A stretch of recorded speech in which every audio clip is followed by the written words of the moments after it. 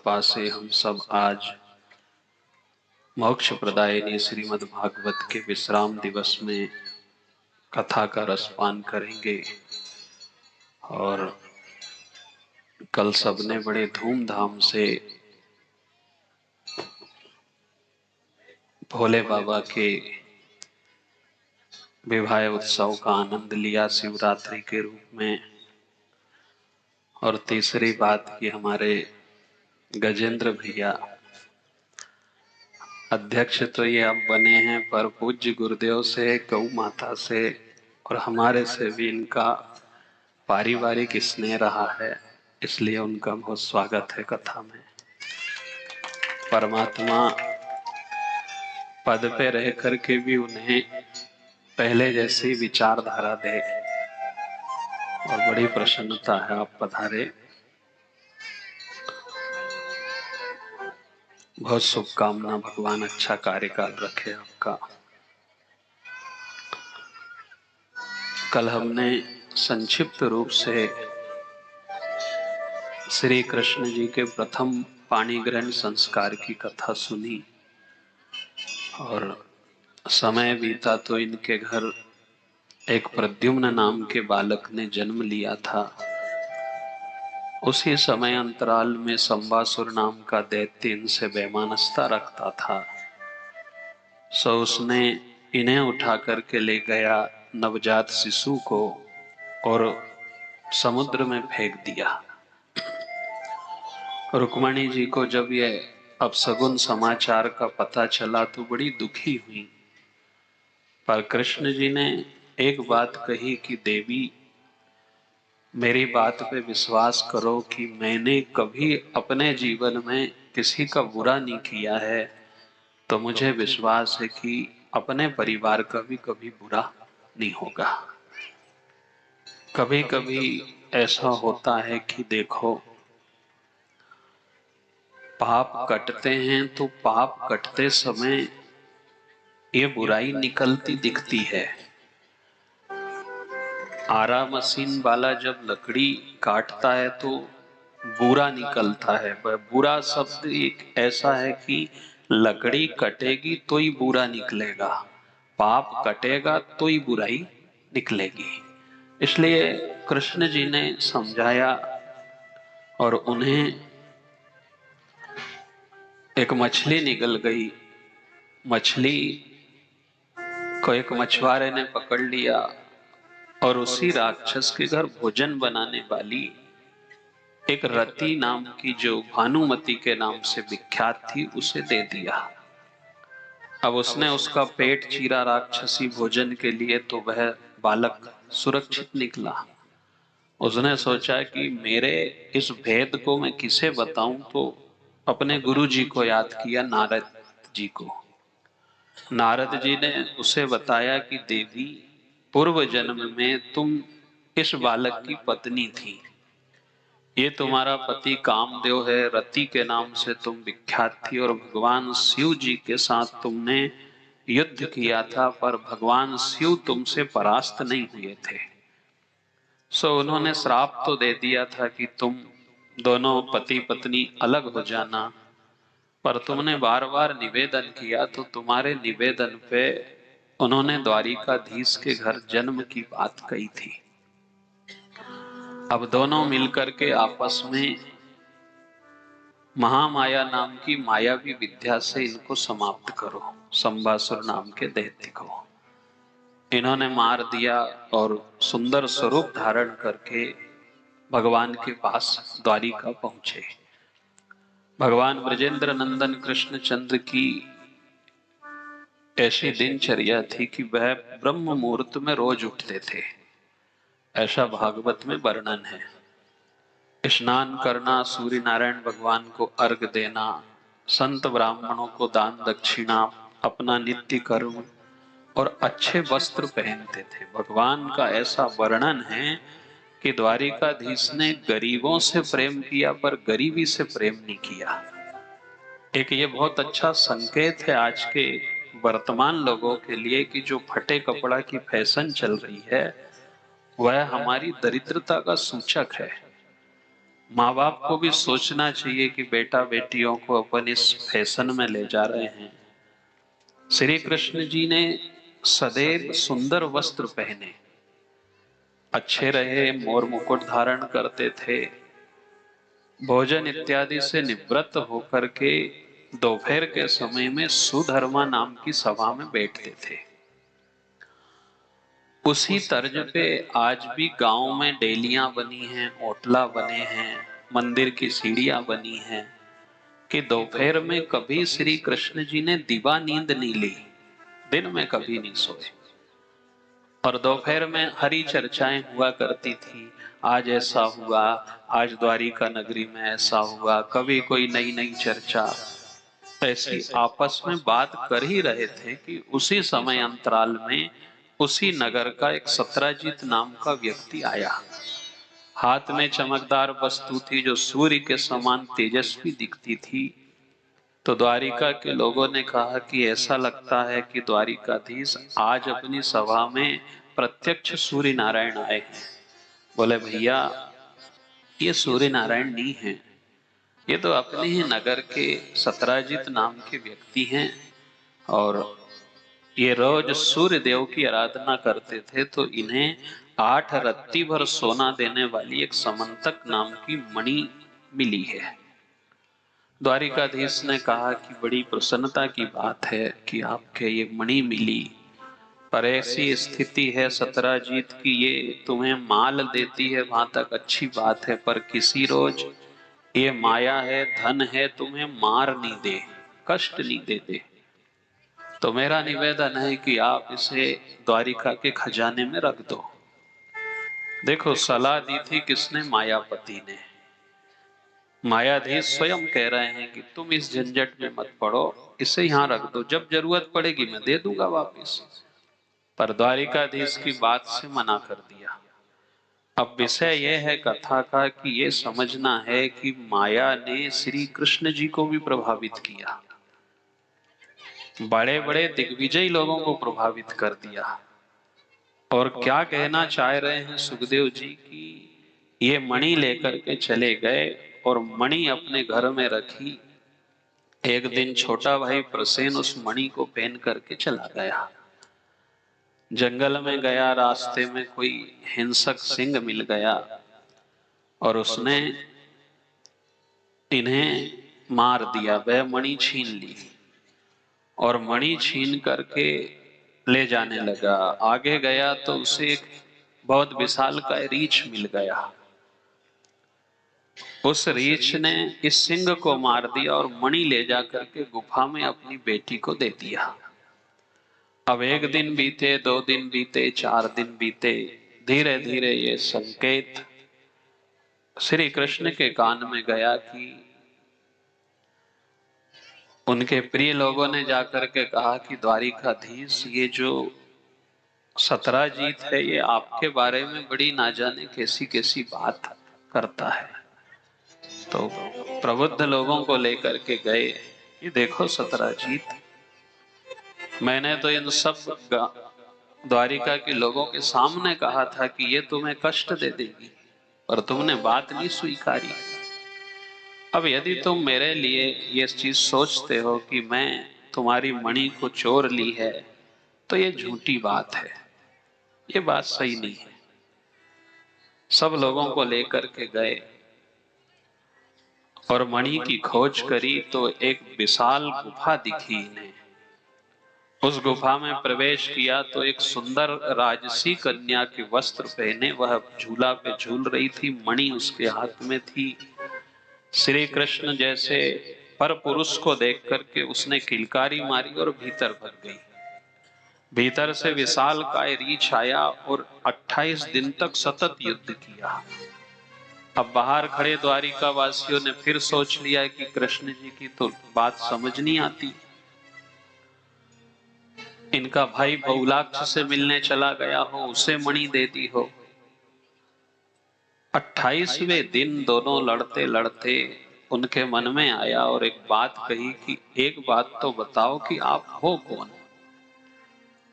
तो कृष्ण जी ने कहा कि जामवंत जी, आपने अवसर ही नहीं दिया कि मैं आपको परिचय दूं। मैं द्वापर युग में 125 वर्ष का अवतार लेकर के आया हूं और आपकी उस जन्म से इच्छा थी कि मैं आपसे द्वंद्व युद्ध करता, पर आप मेरे सेवक थे, सो मैं तुमसे युद्ध नहीं कर सकता था। आज मैंने आपकी इच्छा की पूर्ति कर दी। तो एक बात कहूं प्रभु आपसे, इसका अर्थ ये नहीं है कि मैं इस स्वरूप में आपको नहीं स्वीकारता। कभी कभी द्वैत और अद्वैतवाद का सिद्धांत हावी होता है। कभी कभी अपने मन में शब्दों को लेकर के आता है कि तुलसी मस्तक तब नवे जब धनुष बाण लो हाथ। तो क्या तुलसीदास जी केवल राम जी को मानते थे, क्या कृष्ण को नहीं मानते थे? कभी कभी क्या हुआ है कि शब्दों में भक्ति की जगह भ्रम पैदा हो गया। क्या लिखा होगा कि तुलसी मस्तक नवत है, मेरा माथा तो नवता है, पर मेरा निवेदन है कि आप धनुष बाण भी ले लो तो अच्छा लगेगा। इन्होंने भी यही निवेदन किया जामवंत जी ने कि एक बार प्रभु मैं आपके उस स्वरूप को देखना चाहता हूं। इन्होंने भी कहा कि तुम्हारी इच्छा है तो कित मुरली कित चंद्रिका, कित गोपियन को साथ, अपने जन के कारण श्री कृष्ण भय रघुनाथ। आज राम जी के स्वरूप में जामवंत जी को दर्शन दिए और बड़े आह्लादित हुए, आनंदित हुए कि गोविंद मेरा शरीर वृद्धता की ओर है, मेरा जीवन अब बहुत कम समय का है, सो मेरे माथे पे मेरी एक बेटी है जामवती, सो आपसे अच्छा मुझे कोई वर दिखाई नहीं देता। आपके श्री चरणों में इसे सेवा के लिए लें। मणि मैं आपको देता हूं। मणि लेकर के आए, सत्राजीत को दी। सत्राजीत ने भी ग्लानि महसूस करी कि प्रभु मैंने आपके ऊपर जो झूठा लाछन लगाया ये बड़ा दुखद है। मैं अपने पश्चाताप के स्वरूप अपनी बेटी सत्यभामा तुम्हें देता हूं और ये दहेज के रूप में मणि देता हूं। बोले सत्राजीत आपकी बेटी से तो मैं रिश्ता जोड़ लूंगा, पर ये मणि नहीं चाहिए। आखिर ऐसा वर्णन है कि अक्रूर ने, कृतवर्मा ने, शतधन्वा ने, तीनों ने मिलकर के सत्राजीत को मार दिया और वो मणि छीन के भाग गए। और एक दिन ऐसा आया कि उसी मणि से द्वारिका के लोगों ने इसका अंतिम संस्कार किया था। इसलिए हम मान करके चलें कि देखो, माया है दो भांति की, दो ही चलावे रास। कभी भी हमने संसार में ये नहीं देखा कि कभी घर में चोरी हो गई और चोरी हो जाने के बाद चोर ने धन को पीटा हो। 1 लाख की गिट्टी रखी हो, 2 लाख की गड्डी रखी हो, तो डंडे से चोर ने उन धन को कभी नहीं पीटा। जब भी पीटा है, कौन पीटा है? धन ही पीटा है, धन की रखवाली करने वाला। माया बड़ी समझदार है, उसने उन्हीं लोगों को कष्ट दिया। इसलिए जो हमारे पास आता है वह इसी चीज के लिए है कि दोनों हाथ उलीचिए। पानी वाले नाव में, घर में बाड़े दाम, दोनों हाथ उलीचिए योई सयानो काम। यही सबसे अच्छी चीज है कि ईश्वर जितना देता है उसका हम सदुपयोग करें। दान पहला, दूसरा भोग, तीसरा इसका नाश। इसलिए आपसे कहा था कि देखो, लिया दिया संग चलेगा, खाया पिया अंग लगेगा, पड़े हुए पे जंग लगेगा। पड़ा रह जाएगा तो जंग। ये पुराने लोग ऐसा कहते हैं कि बड़े का पैसा घोड़ा खाए नहीं तो रोड़ा खाए। ईंट का एक नाम रोड़ा है कि बड़े का पैसा घोड़ा खाए नहीं तो रोड़ा। या तो बहुत बड़े मकान बना देंगे या फिर गाड़ी घोड़ा खाएगा, फिर कौन खाएगा? अब देखो, दिया भी तो उसने कैसे दिया कि देनहार कोई और है जो देता है दिन रेन, लोग भरम मुझ पे ना करे तासे नीचे नैन। दिया भी तो बड़ी नीचे आंख करके दिया कि लोग भरम नहीं करे। इसलिए देखो, हम बड़ी बारीकी से समझें कि आज भी हम जिस संसार में रह रहे हैं उस संसार में इसने बहुत पछाया। और देखो कैसा रहा धन कि नारी नहीं ये नागिन है, अपने जने को खाए, देखे तो जहर चढ़े और छुए तो मर जाए। नागिन तो काटेगी तो जहर चढ़ेगी। और आज के समय में प्रेम कम और पैसा ज्यादा हो गया, इसलिए इसने ईश्वर से दूर कर दिया। आज हम जो सुदामा जी की कथा सुनेंगे, वह कथा भी इसी बात पे निर्भर करती है कि दो कारण महत्वपूर्ण होते हैं हर व्यक्ति का, जीवात्मा का ईश्वर से दूर होने का। एक तो जबरदस्त सुविधा या फिर जबरदस्त दुविधा। या तो बहुत सुविधा बढ़ गई तो हम नहीं कर पाएंगे, या दुविधा बढ़ गई। सुदामा के मन में दुविधा बढ़ गई थी कि मैं जाऊं, मिलेगा कि नहीं मिलेगा, पहचानेगा कि नहीं पहचानेगा, क्या किया जाए। ईश्वर की प्राप्ति के लिए हमें ना तो दुविधा में रहना है ना सुविधा में रहना। दुविधा में तो रहना ही नहीं है। जहां शंका कुशंका जन्म लेती है, फिर विश्वास खत्म हो जाता है कि ये कैसे होगा। इसलिए समंतक मणि की कथा आज भी हम कभी हमारे ऊपर कोई झूठा लाछन लग जाए तो हमें कृष्ण जी के मंदिर में सुनना चाहिए। भगवान गणपति जी जिस दिन विराजमान होते हैं, उस दिन भी ऐसा वर्णन है कि हम उस दिन के चंद्रमा के दर्शन निषेध मानते हैं, क्योंकि गणपति जी ने चंद्रमा को श्राप दे दिया था कि पग खंबा सा उदर पुष्ट है, देख चंद्रमा हास्य करे। तो दे श्राप श्री चंद्रदेव को कलाहीन तत्काल करे। कलाओं से हीन कर दी थी। कृष्ण जी की कृपा से इन्हें 16 कला रास की पूर्णिमा के दिन प्राप्त हुई थी। इसलिए देखो भगवान गणपति जी का अपना सिद्धांत है। उनका जीवन जैसा था, पर सिद्धि बुद्धि के दाता रहे। और ये सब पुरातन में सब लिखा है। कभी कभी ऐसा भी वर्णन है कि भगवान गणपति जी को भी ये बीमारियां थी शक्कर की, जो शुगर की बीमारी आज अपने को हो रही है, क्योंकि लंबोदर नमस्तुभ्यम सततम मोदकम प्रिय। ऐसा लोग मानते हैं कि लड्डू से भी ज्यादा मीठा होता है मोदक, क्योंकि चाशनी में बनता है।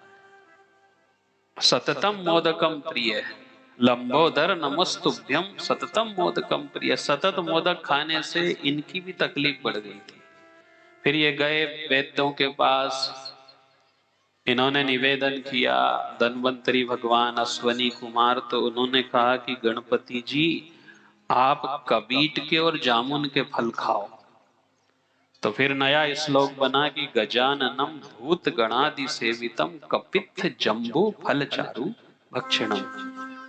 भगवान गणपति जी ने चंद्रमा के उपहास के कारण ये श्राप दे दिया था कि मेरा शरीर पे देख के जो तू हंसता है ना, ये तकलीफ में है, मैं इस समय कष्ट में हूं, रोग में हूं। पग खंबा सा उदर पुष्ट है, देख चंद्रमा हास्य करे। इसलिए माया की कथा पे हम इसी बात का चिंतन करें कि हम समय पे संभल करके हमारे धन का, हमारे मन का, तन का सदुपयोग करें। यहाँ कबीर जैसे महात्मा ने भी कटाक्ष किया है कि लोगों की श्रद्धा का कबीर कह रहे हैं कि मैं विरोधी नहीं हूं, पर मैं ये कहना चाहता हूं कि इनके अवास्तविक जीवन का मैं विरोधी हूं। अब देखो हमारी कुरीतियां कितनी है कि नाग पंचमी के दिन हम नाग की पूजन करेंगे, पर उसी दिन नाग दिख जाए तो मार देंगे। ये कबीर का दुख रहा। हम 5 शेर का पाग बनाएंगे, देवी को पुजाएंगे, और देवी तो खाती नहीं है। आज भंडारा करेंगे, कहां भगवान को भूख लगी। जिसका पेट सुदामा के चावल में भरा है, जिसका पेट विदुरानी के छिलकों में भरा गया, जिसका पेट गोपांगनाओं के माखन मिश्री में भरा गया, जिसका पेट भीलनी के बेर में भरा गया, वो हमारे पंचमेवा का काम होता है। उसे तो कुछ नहीं चाहिए। इसलिए आपसे कहा था कि ईश्वर से सीधे मिलना चाहिए, बाराती के चक्कर में नहीं पड़ना। बीच के लोगों ने ये मामले को बिगाड़ दिया है, ईश्वर को महंगा कर दिया। अब इसलिए आपसे कल कहा था कि देखो बात पूरी हो नहीं पाई थी कि दूल्हा और उसका बाप कभी मस्ती नहीं करता। मामला किसने बिगाड़ा है? बारातियों ने। तो आत्मा और परमात्मा बीच में कोई उपद्रव नहीं कर रही है, बीच के लोगों ने कर दिया कि इतनी व्यवस्था होना, ऐसी रबड़ी जैसी खीर चाहिए, इतना पंडाल होना, इतनी दक्षिणा होना। बाकी आत्मा और परमात्मा दो दो कुछ नहीं कह रहे। अब बारातियों ने इतना बवंडर खड़ा किया कि तू तो गाड़ी ले, तू टीवी ले, सोफा सेट ले, तो तू फेरे लगाना। अब देखो दूल्हा को कभी देखा ऐसा रुमाल रख के बैठा रहे। अब बेटी का बाप कुंवर साहब भोजन कर लो, कुंवर साहब ऐसा कर लो, पर कुंवर साहब हाँ करे ना करे, परेशान। तो कोई गुरु मिला और उसने कहा कि देखो इनके लोगों के चक्कर में मत पड़ो, आप सीधे बेटी के बाप के पास जाओ, बेटे के बाप के पास जाओ कि देखो ब्याई जी साहब, हमारी और आपकी तो कुकू कन्या की बात हुई थी, आप ये भरी सभा में हमारी पगड़ी क्यों उछाल रहे? आपसे जब संबंध किया था, जब क्या कहा था कि कुंकू और कन्या दे देंगे, तो भगवान से कहो कि देखो प्रभु, मेरे और आपके रिश्ते में यही बात हुई थी कि 2 हस्तक है और 1 मस्तक है मेरे पास, भेंट भी नहीं है, केवल भेंट करने आया हूं, और वह चाहेगा तो सब लाज रख लेगा। और उसी समय तक बारातियों की इज्जत है जब तक कि लाड़ा लाड़ी मिली गए और फीकी पड़ी बारात।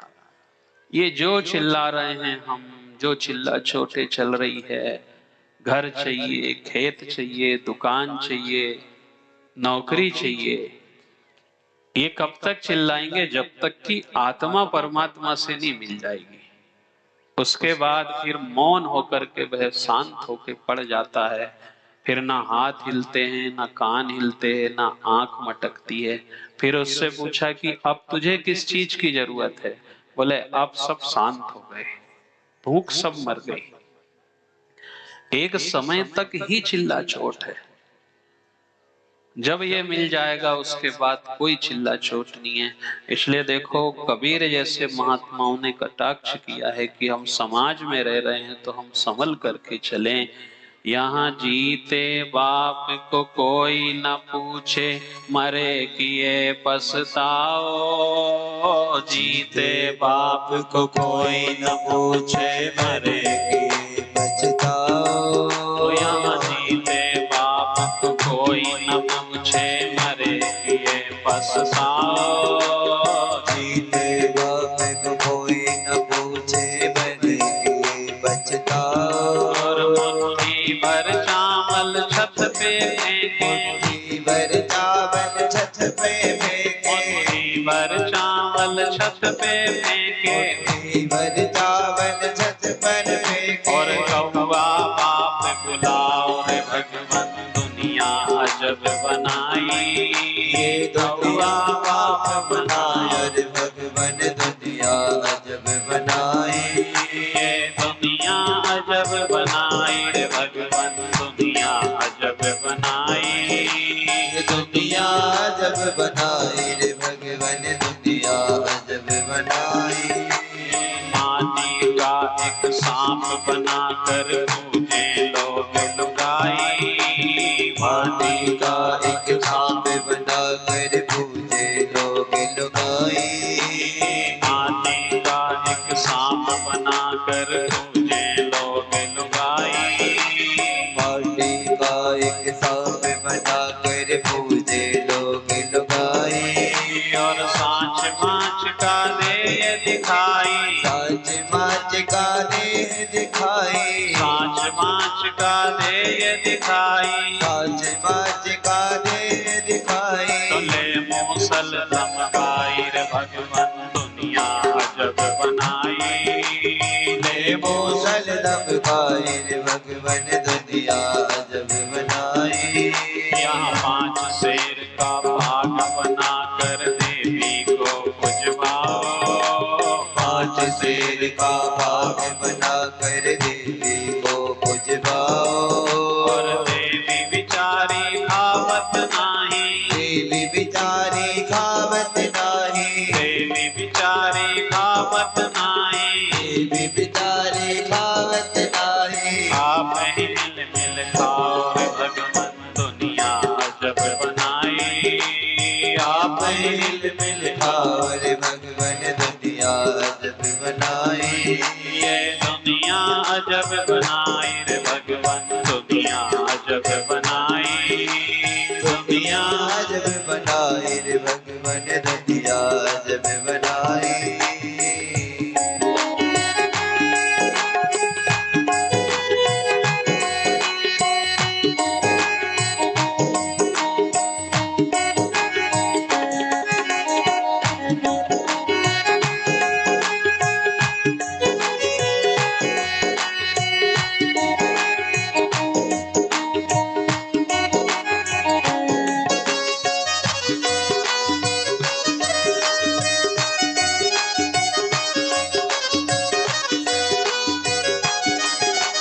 सच्चिदानंद भगवान की। कबीर जैसे महात्मा ने ये कटाक्ष किया है, इसलिए हम जो भज रहे हैं जप रहे हैं इसमें मान करके चलें कि बिल्कुल सात्विकता हो, पारदर्शिता हो। ईश्वर के सामने हम जैसे भी हैं वैसे बन करके जाएं। उनसे निवेदन कर लें कि देखो प्रभु, जैसा बना वैसा हमने कर लिया है। उधर से भी बराबर आवाज आती है कि समदर्शी है नाम तिहारो। पर हमारे अवगुणों को अपने ध्यान में मत रखना।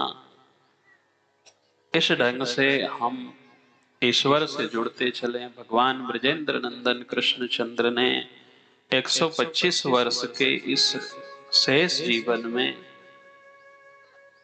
16,108 रानी पटरानियों से संबंध जोड़ा। प्राग ज्योतिषपुर के भौमासुर नाम के राजा ने 16,100 राजकन्याओं को बंदी बना लिया था। ये भी कई समय से निवेदन कर रही थी कि जैसे आपने रुक्मणी के करुण प्रार्थना को सुन करके आए, आप हम सबको भी मुक्ति दो। भगवान गए, उस महात्मा को समाप्त किया जो तपस्वी और महामाया को जानता था।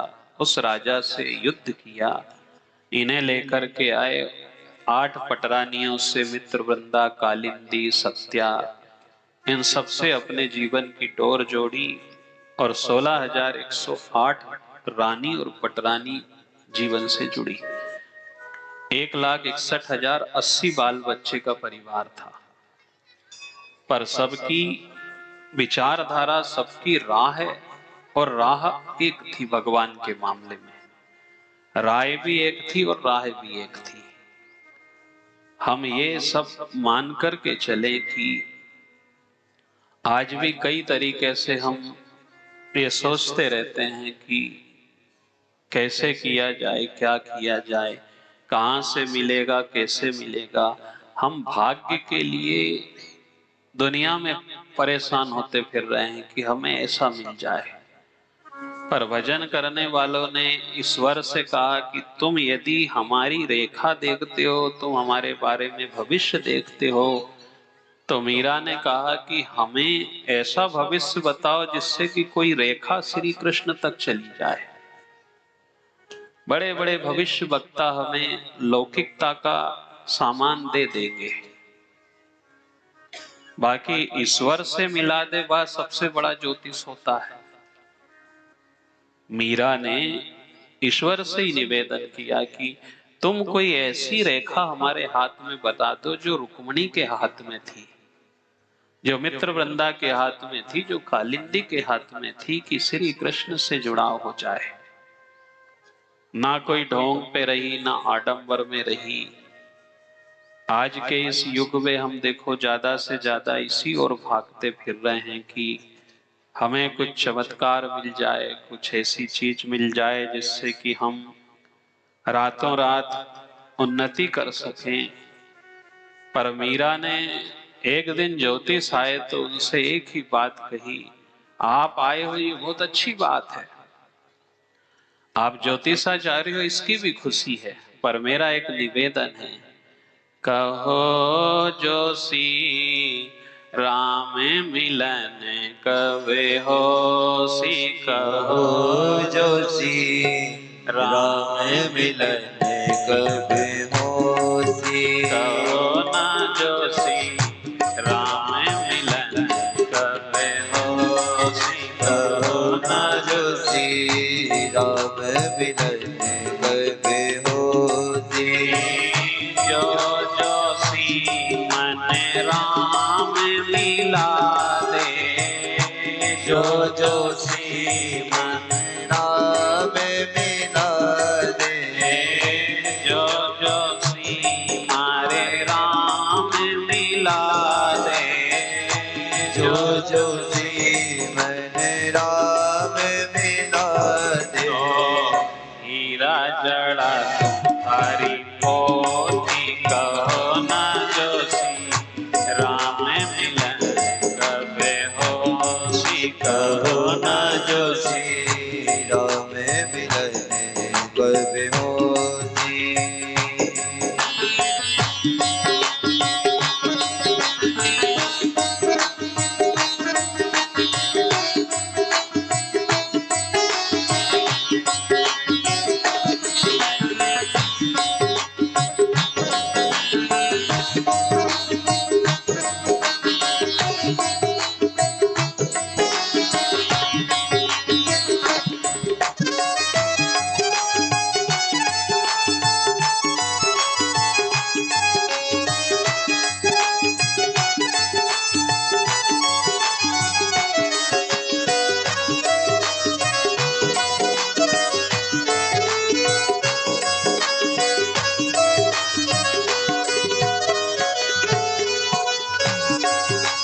आओ जोशी मारे पास विराजो आओ जोशी मारे पास विराजो आओ जोशी मारे पास विराजो आओ जोशी मारे पास विराजो पाँच सुनाओ तारी पोथी कहो ना जोशी राम मिलन कबे हो सी कहो ना जोशी राम मिलन कब होती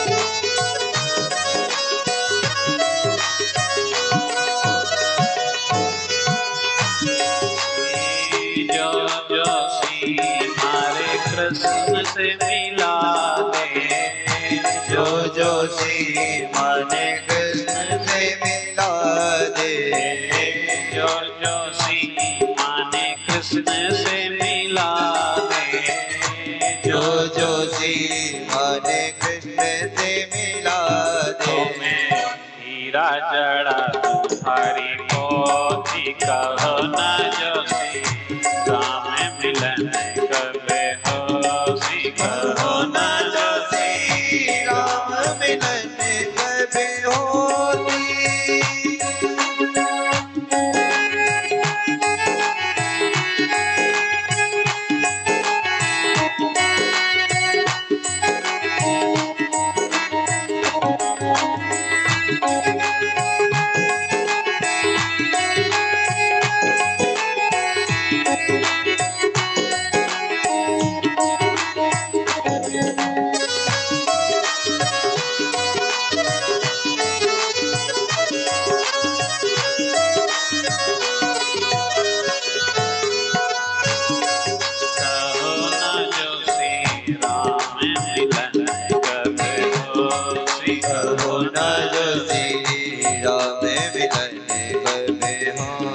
कृष्ण मीराओं ने, गोपियों ने जब कभी भी कोई ऐसे तेजस्वी महात्मा से मिले तो एक ही बात कही कि हम तो पोथी पे ही हीरा मोती जड़ा देंगे, पर इतनी रेखा पहुंचा दे कि कृष्ण से मिला दे, राम से मिला दे। क्योंकि देखो साहब, लौकिक वस्तुएं तो कोई भी दे देगा। यदि बाल बच्चे की बात करें तो चिड़िया चिड़वा थे जब भी थे, गाय बछड़ा थे जब भी थे, कोई कहे कि घर नहीं था तो घोंसला था, सब तो था। खेत में रहते थे, मकान में रहते थे। यदि कोई नई चीज है तो कृष्ण का मिलन, कृष्ण की निकटता, राम की निकटता मिल जाए। वह कोई जादू कर दे, वह कोई टोना कर दे, वहां की तो आज का सब साफ आडंबरी है, कोई दम है नहीं इसमें। केवल केवल हम मान करके चले हैं कि ये इससे थोड़ी देर शांति हो जाती है, मन में अच्छा लगता है, बाकी इससे प्राप्त हो जाए ये बहुत कठिन विषय है। श्री कृष्ण जी ने सारे ब्रजवासियों को 16,108 रानी पटरानी, 17-18 हजार के लगभग गोपांगनाएं थी, सबको तीन चीज से जोड़ दिया था, प्रेम से, भक्ति से और विरह से। इसलिए देखो, कभी कभी बिजली की कोई फिटिंग करवाता है तो एक बाहर की फिटिंग होती है, एक भीतर की फिटिंग होती है, एक ओपन है, एक अंडरग्राउंड है। प्रेम भगवान की अंडरग्राउंड फिटिंग है, इसमें ना तार लटकेंगे, ना वायरिंग खराब होगी, ना दिखेगी। प्रेम कैसा है कि अब बाहर से कराई तो थोड़े दिन बाद वायर लटक गए। ज्ञान बाहरी फिटिंग है और प्रेम अंडरग्राउंड फिटिंग है। ज्ञान में क्रोध भी लटक जाएगा, कभी काम भी दिखाई देगा, लोभ भी दिखाई देगा। ये तो 3-3, 4-4 वायरिंग है, काम की, क्रोध की, लोभ की, मोह की, मद मत्सर की।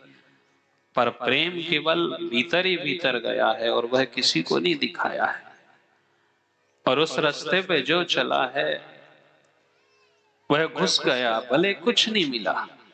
चोर कभी किसी के घर में घुस जाए और भले चोर को सामान नहीं मिला, 10-20 लाख नहीं मिले, पर बदनामी तो हो गई कि चोर तो कहलाया। हम भगवान के द्वार पे गए, मंदिर में गए, तीर्थ में गए, कथा में गए, भले भगवान नहीं मिला, पर ये तो अपने ऊपर एक ठप्पा लग गया कि हम भगत तो बन गए। और भगत बन गए तो कभी ना कभी फिर वो, क्योंकि उसकी आदत में आ जाएगा। एक घर से सामान नहीं मिला तो कहीं ना कहीं से तो निकाल लाएगा, क्योंकि चोरी की आदत पड़ गई है।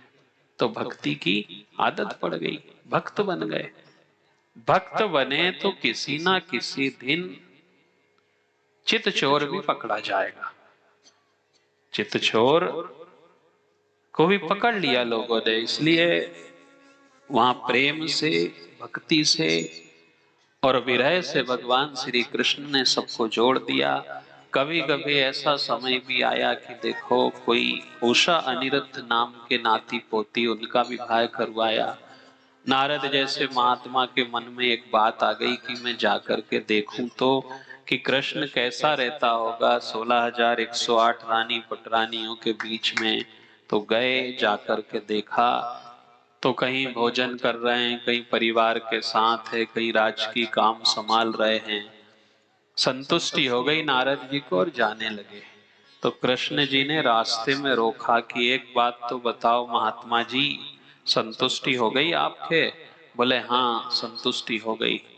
पर मैं आपसे एक बात कहूं कि शास्त्र ये इस बात की आज्ञा नहीं देता कि कोई संत किसी की गृहस्थी में ताक झांक करे। अरे तुम्हें क्या लेना देना कि कैसा रहता है, क्या करता है। नारद जी को बड़ी ग्लानि हुई कि बड़ा अपने आप में उन्होंने पश्चाताप किया कि प्रभु, मैंने आपकी सत्ता पे मेरे मन में दुविधा पैदा हो गई थी कि इतने लोगों के साथ रहता कैसा है। चलो, दुविधा पैदा हो गई तो तुमने संतुष्टि भी कर ली, पर क्या संत को ये बनता है कि कोई की ग्रस्त में ताक झांक करे जाके? क्या लेना देना तुम्हें? इन्हें संतुष्ट किया और एक राजा नृग जिसने अनेक गायों का दान दिया था, वह गिरगिट बन गया था। भानु सुबानु प्रसानु नाम के पुत्रों ने जाकर के उसे उठाने की कोशिश करी तो वह इनसे हिला तक नहीं। भगवान गए और इन्होंने जब उसे स्पर्श किया तो सुंदर राजा बन के खड़ा हो गया और परिचय दिया कि प्रभु आप तो अंतर्यामी हैं, पर दानियों में अग्रगण्य राजा नग के नाम से लोग मुझे जानते थे। तो राजन, भगवान ने आपको दानियों में अग्रगण्य बनाया, फिर गिरगिट बन के क्यों पड़े हो? बोले एक गऊ का दान दोबारा हो गया था और ब्राह्मणों ने मुझे श्राप दे दिया।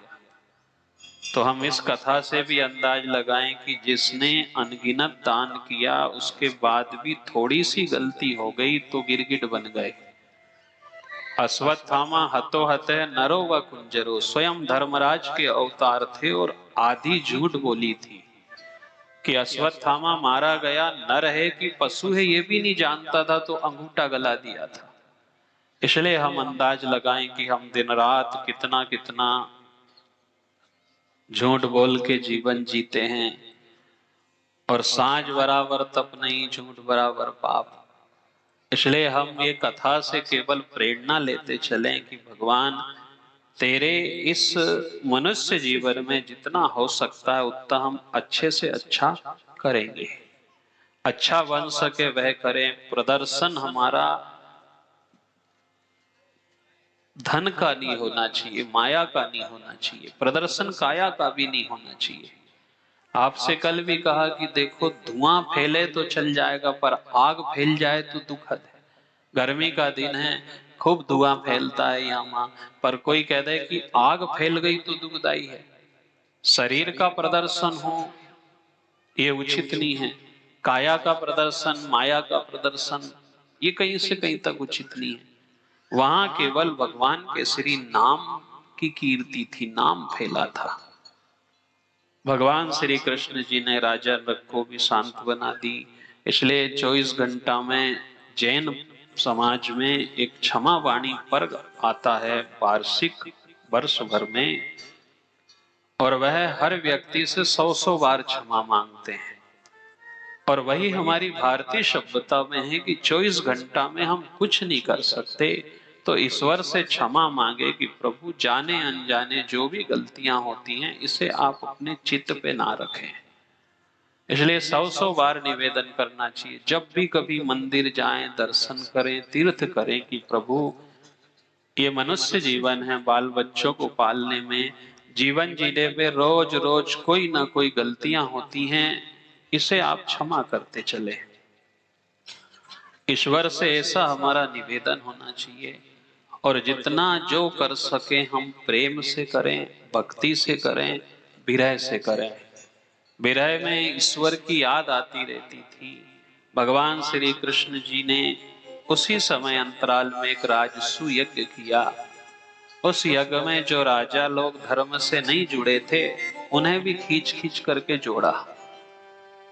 इसलिए धर्म के काम का एक सिद्धांत है कि हमें टांग कभी नहीं अड़ाना चाहिए।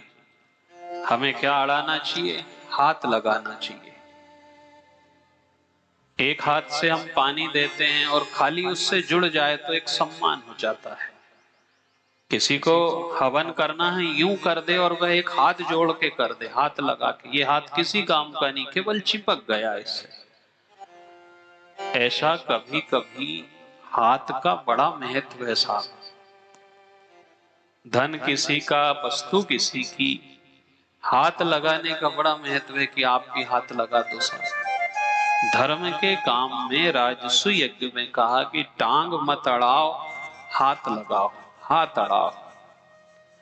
अब कोई कभी किसी को मार दे और कोई बात करे गांव में कि इनने इसको मार दिया, और पुलिस आई और प्रशासन आया, फिर लोग ऐसी बात करे कि साहब ये दिखाई तो देता नहीं, इसमें फलाने व्यक्ति का हाथ है।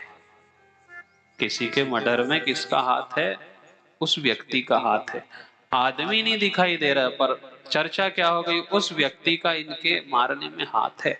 ये क्या मारेगा? ये नहीं मार सकता। हाथ यदि है तो चर्चा होगी, टांग अड़ाने से कोई मतलब नहीं। धर्म का काम ईश्वर का काम है।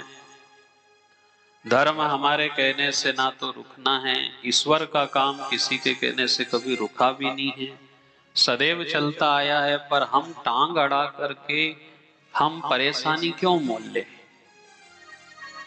कभी कभी बिजली वालों का सिद्धांत है कि वह जो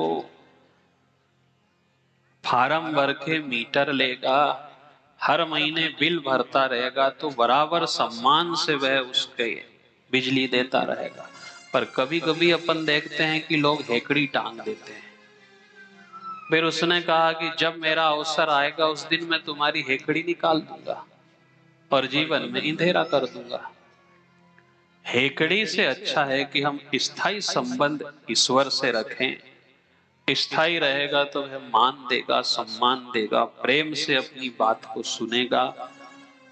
इसलिए ये हम अस्थायी संबंध ईश्वर से रखें ही नहीं, स्थायी संबंध रखें। और स्थायी बना है तो आदेश भी हुआ कि ये प्रेम से बना है। जो नहीं जुड़े थे उनको भी जोड़ दिया कि तुम धर्म से जुड़ो। वहां भी भगवान का विरोध हुआ मान सम्मान के पीछे कि ये जो आप कृष्ण की पूजन कर रहे हो ये उचित नहीं है। शिशुपाल ने 99 अपशब्द बोले, पर उन्होंने कहा कि तुझे जो बोलना है सो तू बोल ले, 99 तक तो मैं क्षमा कर दूंगा, पर 100 भी गाली नहीं सुनूंगा। सुदर्शन से गर्दन काट दी भगवान ने। और मान सम्मान की धर्म में आज भी लड़ाई चल रही है कि हमें मान मिले, सम्मान मिले, हमारे पूजन हो। और श्री कृष्ण का गणित यह था कि व्यक्ति पूजन नहीं हो, ईश्वर की पूजन हो। आज भी हम देखें कि व्यक्ति पूजन पे हम कभी जोर नहीं दें। हमारे शास्त्रों की, ग्रंथों की ईश्वरीय सत्ता का हम पूजन पाठ करते रहें। इसके बाद भगवान श्री कृष्ण जी की 2 इच्छा शेष थी कि एक बार मैं अपने बचपन के मित्र सुदामा से मिलता, और एक बार जिन ब्रजवासियों को 11 वर्ष के बाद छोड़ करके आया था तब से नहीं मिल पाया था, वे सब विरह में अपना जीवन जी रहे थे। और एक समय ऐसा आया कि खगरास सूर्य ग्रहण पड़ा और समन पंत नाम के कुंड पे सब स्नान करने गए। जो सुना सबने ब्रजवासियों ने कि कृष्ण आने वाले हैं, पथ में खड़े रात से आकर के सब ब्रज मंडल के लोग लुभिया, और दूर से आत दिखाई दिए प्रभु, तो जैसे डूबत को मिल गई हो नैया। दूर से कृष्ण को देख करके गदगदता आ गई। सब आपस में मिले, आपस में बात हुई, माँ के गले से लगे भगवान, बाबा से मिले और एक बात कही कि देखो माँ, मेरे जीवन में मैंने बहुत बड़ी बड़ी गादियां पाई, लोगों ने मुझे कृष्णम वंदे जगत गुरु के नाम से विख्यात कर दिया, पर मेरा हृदय जानता है कि जो प्रेम व्रज से मिला मुझे, जो इसने बाबा ने दिया, जो माँ ने दिया, जो ब्रजवासियों ने दिया, वह मुझे कहीं भी देखने को नहीं मिला। और वही चीज हम मान के चले कि साहब ज्ञान याद नहीं रहेगा, वैराग्य याद नहीं रहेगा, किसी का लिया दिया याद नहीं रहेगा, पर प्रेम सदैव सदैव याद रहेगा। इन्होंने भी कहा कि देख पुत्र, आज भी सब कुछ है, किसी प्रकार की कोई कमी नहीं है, पर जब कभी भी मैं अपने आंगनों में झांक के देखती हूँ तो मुझे बस ऐसा लगता है कि अब आएगा, अब आएगा, अब आएगा मेरा कान्हा, ऐसा लगता है, हमेशा ही लगता है।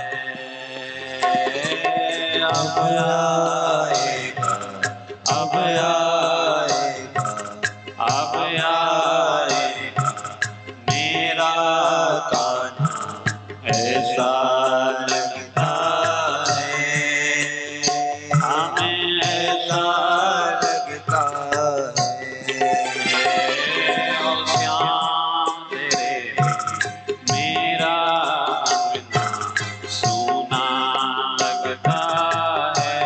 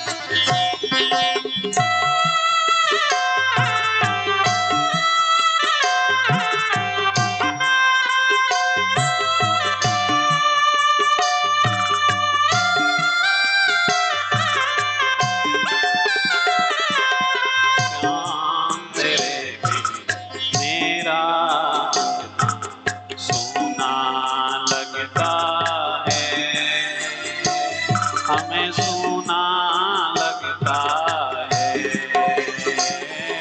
श्याम तेरे बिन मेरा अंगना सोना लगता है, हमें सोना लगता है।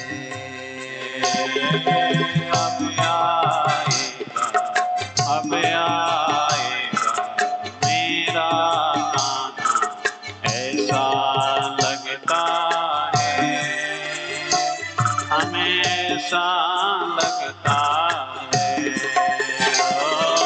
अब आएगा, अब आएगा मेरा गाना, ऐसा लगता है, ऐसा लगता है।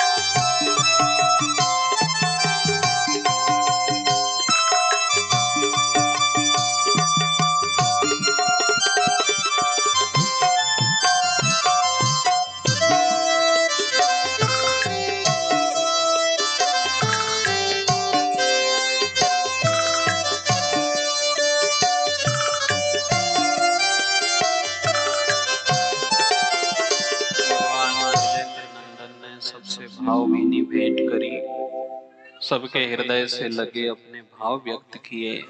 ब्रजवासियों ने भी माना कि श्याम, हमने भी बहुत हर तरीके के लोगों से मिले, सुख शांति जीवन में हर तरीके के सुख मिले, पर आपका स्नेह तो अद्वितीय था, उसे तो कभी नहीं भुलाया जा सकता। इसलिए साहब, ईश्वर से ही प्रेम रहे हमारा, संसार में रह करके, जग में रह करके, जगत में रह करके जगदीश्वर से हमारा संबंध जुड़ा जाए। यहाँ संसार में हर तरीके की गति है, वीर गति है, अधोगति है, सदगति है, पर इन सबसे भी एक गति है जिसका नाम है शरणागति, कि हम कोई गति को नहीं पा सकते, पर हम शरण में ईश्वर के जा सकते हैं। शरणागति हो जाए, यही हमारे जीवन का अंतिम विराम होना चाहिए कि गोविंद, हमने हर तरीके का जीवन जी करके देख लिया, इसलिए अब जो शेष जीवन बचा है, कभी कभी प्रेम तो ऐसा कहता है कि हम भले पानी से नहीं नहा सके, पर हमने पसीना से नहा करके ईश्वर तेरी भक्ति को प्राप्त किया है। इसलिए इन 7 दिनों में जो अपन ने सुना वह प्रेम, भक्ति और विरह की कथा ही है, कि कथाओं का समापन केवल नुक्ति के भंडारे पे नहीं होना चाहिए। ईश्वर से निवेदन करना चाहिए कि प्रभु, तू भले एक मुट्ठी नुक्ति कम देना, पर मुझे तू भक्ति देना, जिससे मैं मेरे जीवन में मुक्ति को प्राप्त कर सकूं और आवागमन के साधन से मैं बच सकूं। इसलिए यहाँ समझाने वाले ने सबको समझाया है। हर क्षेत्र में हमें कहीं ना कहीं से बताने वाले, राह बताने वाले, समझाने वाले हर युग में हुए, हर देश में हुए, हर काल में हुए, हर परिस्थिति में हुए। पर हम उस समय समझते हैं कि पोस्टमैन हमें ब्याह की चिट्ठी सब कारज होने के बाद लाके दे, तो वह चिट्ठी किसी काम की नहीं। हमारे समझ में आई, पर कब समझ में आई कि जब जीवन निकल गया। आछे दिन पाछे गए हरि से कियो ना हेत, फिर अब पछताए होत का, जब चिड़िया चुग गई खेत। इसलिए देखो, नकली पे नहीं जाएं। नकली नोट कभी जभी धोखे से चल जाते हैं। अब किसी के हाथ में चला गया और वह चल गया, इसका अर्थ ये थोड़ी है कि बाजार में नकली नोट चलने ही लगे। गलती से चल गया कोई फटा पुराना नोट, दूसरी बार गए तो दुकानदार बड़ा समझदार होता है, वह आपको पकड़ लेगा कि ये गलती करी है तूने, फटा नोट है, गला नोट है, नकली नोट है। तो समाज में कभी कभी नकली लोगों की चल गई, धोखे से चल गई। बाकी जमाना और संसार तो असली कई है, ईश्वर कई है। ना कोई ढोंग चलेगा, ना पाखंड चलेगा। अंत में आपसे कहा कि आज तक कभी नहीं सुना कि किसी की विदा राम नाम सत्य के अलावा किसी से की जाएगी। सबकी अपनी अपनी जगह है। पत्नी ने कह दिया कि मैं मकान तक छोड़ दूंगी, रिश्तेदारों ने कहा हम मसान तक छोड़ देंगे, पुत्र ने कहा कि मैं अग्निदान तक साथ दूंगा। इससे ज्यादा हम आगे नहीं जा पाए। हम चाहे किसी भी स्तर पे चले जाएं, आखिर आना है हमें ईश्वर के द्वार पे। जो कभी नहीं जाता था, जो कभी ईश्वर की डेली नहीं चढ़ा, महीना 2 महीना 6 महीना नहीं दिखता है, और कोई पूछ ले कि आज फलाने व्यक्ति नहीं दिखाते, तो बोले साहब वो तो 3 महीना हो गए। काहे के 3 महीना हुए? बोले भगवान घर गए जिसके 3 महीना हो गए। तो भगवान घर वो कभी जाता ही नहीं था। बोले भले नहीं जाता था, पर आखिरी में जाना ही पड़ेगा। कथा ही बचेगी, चाहे भागवत बचे, चाहे गरुड़ पुराण बचे, कथा ही बचना है। इसके अलावा कोई चीज नहीं बचना है हमारे पास। रावण को भी यही दुख हुआ कि मेरी धर्म पत्नी ने बहुत समझाया था उन्हें। रात में उसे स्वप्न आते थे और वह सुबह उठ करके बताती थी और रोज कहती थी, बात मानो पिया, दे दो उनकी सिया जो चुराई, नाथ ऐसी करो ना कमाई। बात मानो पिया, दे दो उनकी सिया जो चुराई, नाथ ऐसी करो ना कमाई। लूटी है नाथ सोने की लंका, लूटी है नाथ सोने की लंका, पर ये नारी जहर को है फंका, पर ये नारी जहर को है फंका। तो बात मानो पिया, दे दो उनकी सिया जो चुराई, नाथ ऐसी करो ना कमाई। बात मानो पिया, दे दो उनकी सिया जो चुराई, नाथ ऐसी करो ना कमाई। रात सपना हुआ मुझको भारी, रात सपना हुआ मुझको भारी, रात सपना हुआ मुझको भारी, रात सपना हुआ मुझको भारी, जिससे आती ना मन को करारी, जिससे आती ना मन को करारी। कटे बीस दे दिखाई, नाथ ऐसी करो ना कमाई। बात मानो पिया दे दो उनकी सिया जो चुराई, नाथ ऐसी करो ना कमाई। यहाँ सबने समझाया है, घर के लोगों ने ही नहीं समझाया, सदगुरु ने समझाया, वेदों ने समझाया, पुराणों ने समझाया कि ये जो तुमने लंका लूट लाए ना, ये बहुत बड़ी बात है। पर नारी जहर को फंका है, पर नारी ब्राह्मण मिट जाए पर स्त्री के संग किए।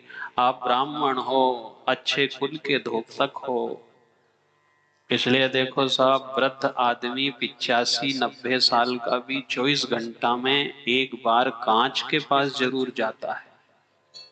एक वृद्ध को भी ये चिंता है कि मैं अंग देख लूं, पर उसे ये चिंता नहीं है कि मैं अंतरंग में भी झांक के देखूं कि क्या क्या कमी है। ये सब दिखाई दे रहा साहब। ये जो बाल सफेद कर रहा है, ये उसका संकेत है कि बात मानो। ये जो मैंने दांत तोड़े हैं, जो तुम्हें ठोकर लगाई है, ये इसीलिए लगाई है कि ये मेरा संकेत है कि तुम समझ लो अब कैसा समय आने वाला है, कैसी स्थिति आने वाली है। इसलिए हम बड़ी सावधानी से, बड़ी तरीके से इस संसार पे अपने जीवन को जीते चलें, क्योंकि यहाँ वृद्ध अवस्था में केवल चिंतन ही रहता है कि मैं किससे कहूँ। वृद्ध अवस्था के बाद हम किससे कह पाएंगे, कौन सुनता है हमारी। हाथ पांव चले जब तक सबने सुनी, धन कमाया जब तक सबको अच्छे लगे। अब वृद्ध अवस्था आ जाएगी तो मन ही मन तो चिंतन करता है ना। ये मन रूपी तोता किसी से कुछ कह ही नहीं पाता। जैसे एक तोता पिंजरे में तड़फड़ाता रहता है पर निकल नहीं सकता, ऐसी ही वृद्ध जीवन है कि मन ही मन व्यक्ति तड़फड़ाता रहता है। ना बेटा सुनेगा, ना बहू सुनेगी, ना परिवार के लोग सुनेंगे, और धीरे धीरे सब साथ छोड़ते चले जाएंगे। उस समय ये मन रूपी तोता कहता है, इसे संतों ने कहा कि अब तू क्यों दुखी है। तोता मन ही मन क्यों रोता, मन ही मन क्यों रोता। तोता मन ही मन क्यों रोता, मन ही मन क्यों रोता। मन ही मन क्यों रोता, मन ही मन क्यों रोता, मन ही मन क्यों रोता। तू मन ही मन क्यों रोता। तोता मन ही मन क्यों रोता, तो मन ही मन क्यों रोता।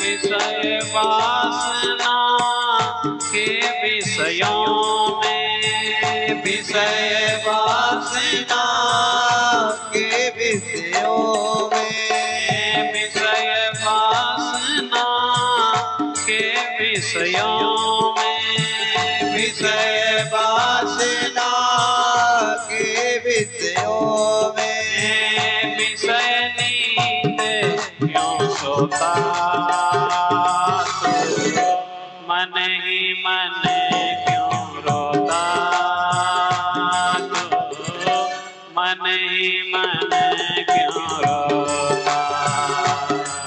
तोता मन ही मन क्यों रोता, तू मन ही मन क्यों रोता।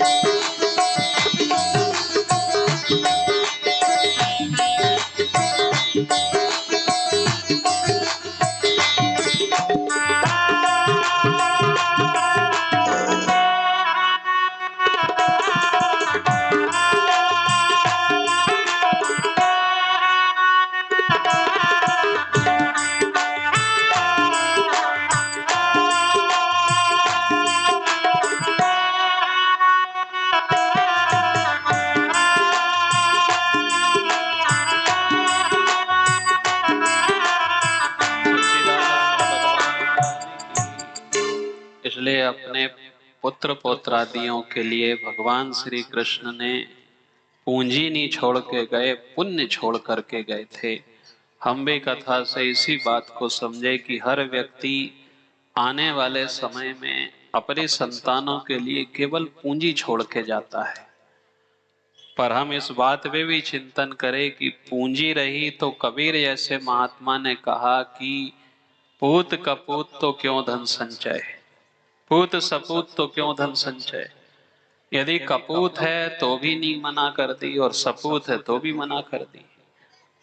हम पूंजी छोड़े तो अच्छी बात है, पर पूंजी के साथ साथ पुण्य छोड़ करके जाए। देखो साहब, यदि पुण्य रहेगा तो संतानें, हमारी आने वाली पीढ़ी भजनानंदी होगी। इसीलिए भगवान ब्रजेंद्र नंदन ने अपने जीवन में जो बन सका, सुदामा से अंतिम भेंट की इच्छा रही थी। पोरबंदर निवासी पवित्र ब्राह्मण जो अपनी परिवार के साथ रहते थे, भगवान श्री कृष्ण के अंतरंग मित्र थे। विद्या अध्ययन के दौरान इनकी भेंट सांदीपनी आश्रम में हुई थी। तब से एक छोटी सी भूल हो गई थी कि लोक लाज के कारण कि संसार क्या कहेगा, इसलिए अपना जीवन जीते रहे, पर गए नहीं कभी मिलने। एक दिन धर्म पत्नी ने आकर के कहा कि स्वामी, आपने मुझे जैसा रखा मैं रह ली, जो खाने को दिया, जो पैरने ओढ़ने को दिया, वह मैंने सब स्वीकार लिया, पर दूसरे के बाल बच्चे अच्छा पैरते ओढ़ते हैं और अपने बाल बच्चे जब उन्हें देखते हैं तो मुझे इस बात का बड़ा दुख होता है। मैं आपसे कह तो नहीं सकती, पर मैंने सुना है कि द्वारिकाधीश तुम्हारे बचपन के मित्र हैं, ना मैं ये तुमसे कहूं कि तुम उनसे मांगने जाओ, पर मिलने तो जा सकते हो। चतुराई से 3 घर से चावल मांग करके लाई।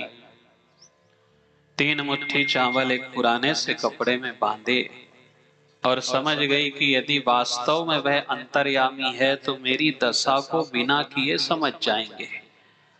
अब सुदामा मनी मन सोचने लगा कि मैं नहीं जाऊं, वह बहुत बड़ा आदमी है और वह बचपने की बात अलग थी, पहचाना नहीं पहचाना, मिला नहीं मिला, तो यूं ज मेरी इज्जत दांव पे लगेगी।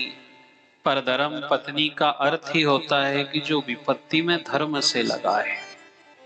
और सुदामा के जीवन में भी महत्वपूर्ण कारण था कि एक तो दुविधा थी और सुविधा की कमी थी। सुविधा नहीं थी तो मैं जाऊं कैसे, ना तो साधन है, धोती पट्टी लुपटी दुपटी सी नहीं, पाए उपाहन की नहीं सामा। जाऊं कैसे, कहां जाऊं, कैसे ढूंढूं, ना तो मैंने कभी द्वारिका देखी है, ना मेरे जीवन में मैंने कितने दिन हो गए द्वारिकाधीश को देखे, तो मैं कैसे पहुंच जाऊं। इसलिए देखो, फिर आपसे कहें कि ना तो दुविधा आए, दुविधा ने ही इतने समय दूर किया। लोकेशना कि लोग क्या कहेंगे, लोक लाज के कारण नहीं जा पाए, और आज के समय भी हम लोक लाज के कारण नहीं जा पाते। अब बिंदु जैसे महात्मा ने वर्णन किया है कि सुदामा जी जब निकल पड़े अपने घर से, तो रास्ते में बड़ा चिंतन करते हुए जा रहे हैं कि मैं निकल तो पड़ा हूं श्याम, पर मेरा मन ऐसा कहता है घन श्याम तुम्हें ढूंढने जाऊं कहां कहां। घन श्याम तुम्हें ढूंढने जाऊं कहाँ कहाँ। घन श्याम तुम्हें ढूंढने जाऊं कहां कहां। घन श्याम तुम्हें ढूंढने जाऊं कहाँ कहाँ। अपने विरह की याद को दिलाऊं कहां कहां। अपने विरह की आग को दिलाओ कहाँ कहाँ। घन श्याम तुम्हें ढूंढने जाऊं कहां कहां। घन श्याम तुम्हें ढूंढने जाओ कहाँ कहाँ।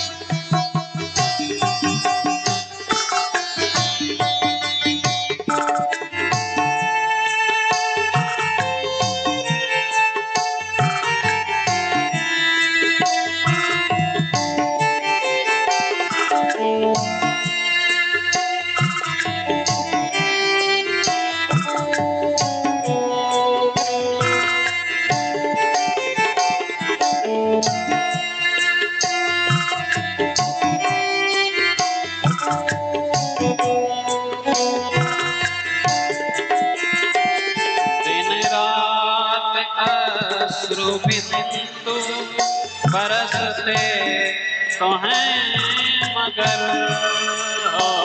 दिन रात अश्रु बिंदु बरसते तो हैं मगर। दिन रात अश्रु बिंदु बरसते तो हैं मगर। दिन रात अश्रु बिंदु बरसते तो हैं मगर। सब तन में लगी आग को बुझाऊं कहां कहां। सब तन में लगी आग को बुझाऊं कहाँ कहाँ। श्याम तुम्हें ढूंढने जाऊं कहां कहां। श्याम तुम्हें ढूंढने जाओ कहाँ कहाँ।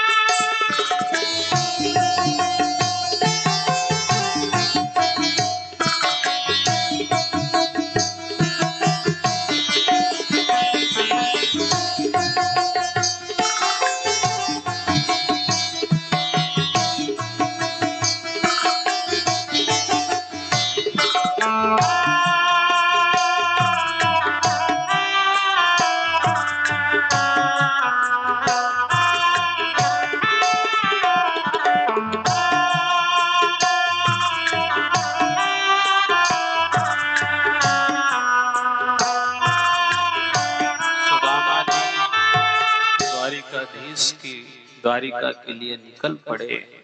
भगवान कृष्ण जी ने जब योग माया से देखा, योग बल से पता चला कि आज मेरा मित्र मुझसे मिलने निकला है। रात्रि में जिस स्थान पे विश्राम किया, योग माया से कह करके श्री कृष्ण जी ने द्वारिका के निकट सुलवा दिया। अब देखो साहब, मित्रता कैसी होती है। प्रेम प्रेम होता है, नेम नेम होता है। नेम के अलग सिद्धांत है और प्रेम के अलग सिद्धांत है। प्रेम कभी टूटता नहीं, कोई पहाड़ से फेंक दे, कोई आगी में जला दे, कुछ भी कर दे, पर प्रेम तो प्रेम होता है साहब। और इसलिए देखो कि हम कभी कभी ब्याह शादी में जा रहे हैं, हम तस्वीर में साथ हैं पर तकलीफ में साथ है कि नहीं ये कहाँ देखते हैं। फोटो में तो सब साथ खड़े, पर ये फोटो वालों से कह दिया जाए कि कभी तकलीफ हो तुम तस्वीर में थे, तकलीफ में भी आ जाओ, तो फोटो वाले साथ में नहीं आएंगे। इसलिए देखो, दो बीमारी आज के समय में और ज्यादा चल रही है, एक तो सल्फास की, दूसरी सेल्फी की। ये बहुत बड़ा दोष है साहब कि ये जो जितने जितने खिंचा रहे हैं, जितने जितने खड़े हैं, ये साथ में रह जाएं, ये जरूरी नहीं है।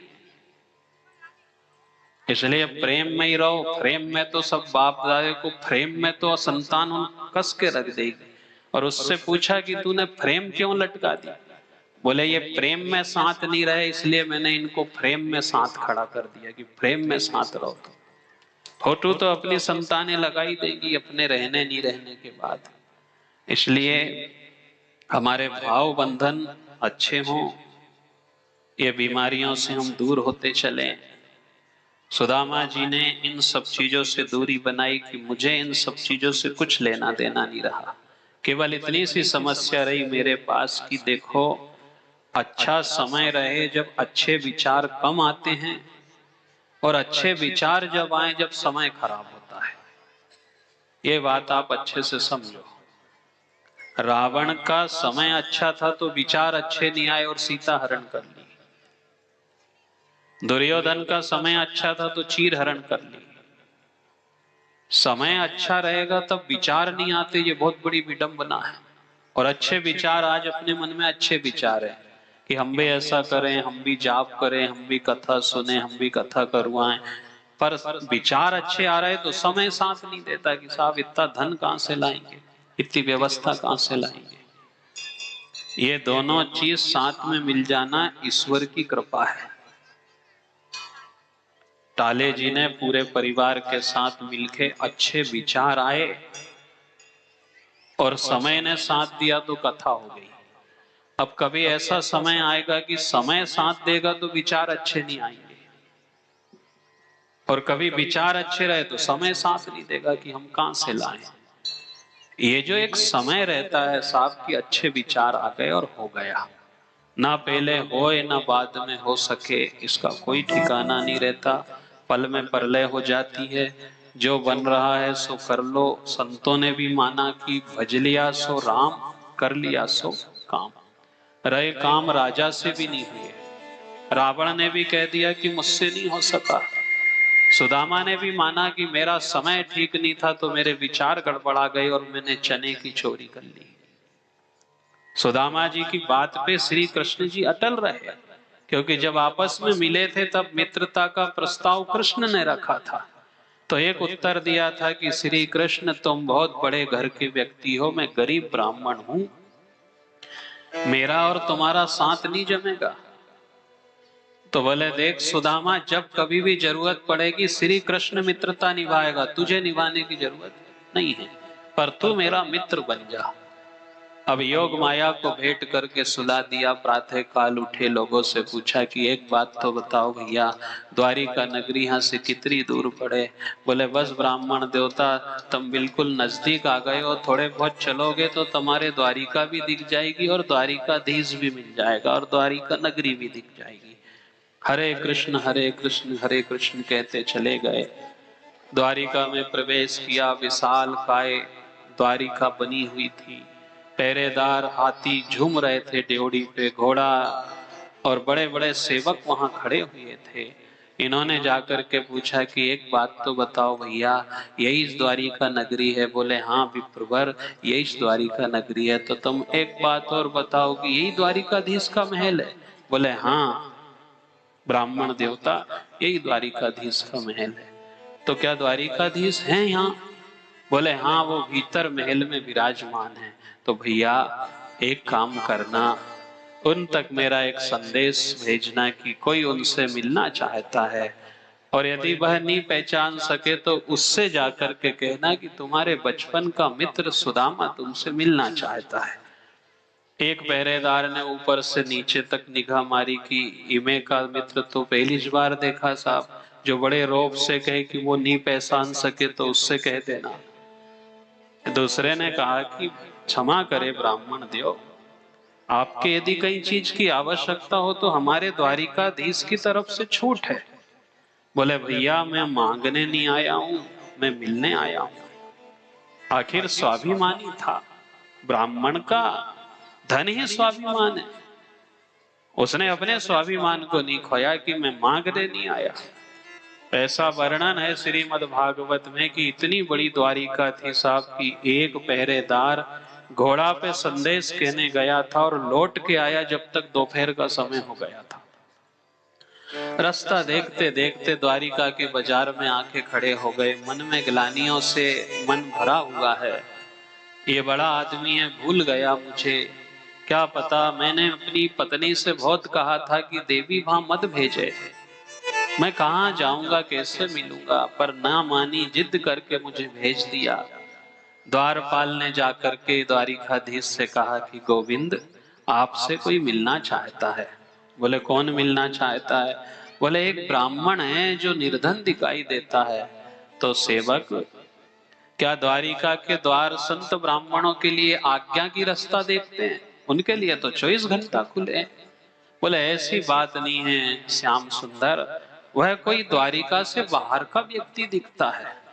और जब हमने उनसे पूछा कि आप कौन हो और क्यों मिलना चाहते हैं, तो उन्होंने अपना परिचय दिया कि वह आपके बचपन का मित्र है। और फिर उन्होंने एक बात बड़ी अटपटी कही कि यदि वह नहीं पहचान सके तो उससे जाकर के कहना कि तेरे बचपने का मित्र सुदामा मिलना चाहता है। सुदा और माँ में 3 अक्षर थे साहब, पूरा नाम भी नहीं सुना था कि झूला से कूद करके दौड़ पड़े, वक्ष स्थल से मालाएं टकराने लगी, मुकुट गिर पड़ा, सारे पहरेदार पीछे पीछे भागने लगे। आज ऐसा कौन मेहमान आ गया है? दौड़ते दौड़ते भगवान गए और सरे राह सुदामा को बाजार में गले से लगा लिया। हाय महादुख पायो। अरे श्याम, कहने लगे सुदामा तुम्हें कभी अपने कृष्ण की याद नहीं आई? बोले ऐसी बात नहीं है, रोज याद आती थी श्री कृष्ण, पर ना जाने क्यों मेरे पुण्य नहीं थे सो मैं तुम्हारे तक नहीं आ सका। भगवान ने आदेश दिया कि मेरे मित्र का स्वागत राजकीय सम्मान से होना चाहिए, तुरंत नगर को सजा दिया जाए। रथ पे बिठाया और ले गए। स्वयं नीचे बैठे, इनको सिंहासन पे बिठाया, चरण हाथ में लेकर के कंकरों को निकाला, कांटों को निकाला। धर्म पत्नियों से कहा कि देवी थोड़ा सा जल लेकर के आओ। धर्म पत्नियों ने जल लाने में थोड़ी सी विलंबता कर दी तो नरोत्तम कवि ने ऐसा लिखा है कि पानी परात को हाथ छुयो नहीं, नैनन के जल सो पग धोए, देखी सुदामा की दीन दशा, करुणा करके करुणा निधि रोए। करुणा निदान सुजान को आज सजल नेत्र हो गए। धर्म पत्नियों को थोड़ी सी ठेस लगी। आप आपके मित्र के स्वागत में इतने पागल हुए जा रहे हो कि आपने हमारे इस गंगा जल का भी अपमान कर दिया। बोले देवी ऐसी बात नहीं है, मैंने जब राजा बलि की त्रिलोकी नापी तो ब्रह्मादिक देवता ने मेरे चरण के अंगूठे को धो दिया था। इससे जो जल बना वह गंगा जी का जल है। मैं यदुवंश में अवतार लेकर के आया हूं और मेरा मित्र ब्राह्मण है। मैं अपने चरण की धुआवन के जल से मित्र के कैसे चरण धो सकता हूं? अपने नैनों के जल से चरण धोए, भीतर ले गए, वस्त्र दिए, कस्तूरी तिलकम ललाट पटले, माथे पे 6 श्री लिखा था तो तिलक लगा करके यक्ष श्री कर दिया। भोजन कराने बिठाया, पटले लगाए, सभी रानी पटरानी खड़ी हुई, बड़ी अच्छी से बात करी। दादा बहुत दिन बाद आपसे भेंट हुई। बोले हाँ श्याम, बहुत दिन हो गए। तुम्हारे याद है दादा कि गुरुजी का स्वभाव कितना अच्छा था? बोले हाँ श्याम, बहुत प्रेम करते थे। तुम्हारे ये भी याद होगा कि गुरु माँ भी कितना प्रेम करती थी। बोले हाँ श्याम, हाँ गोविंद बहुत प्रेम करती थी।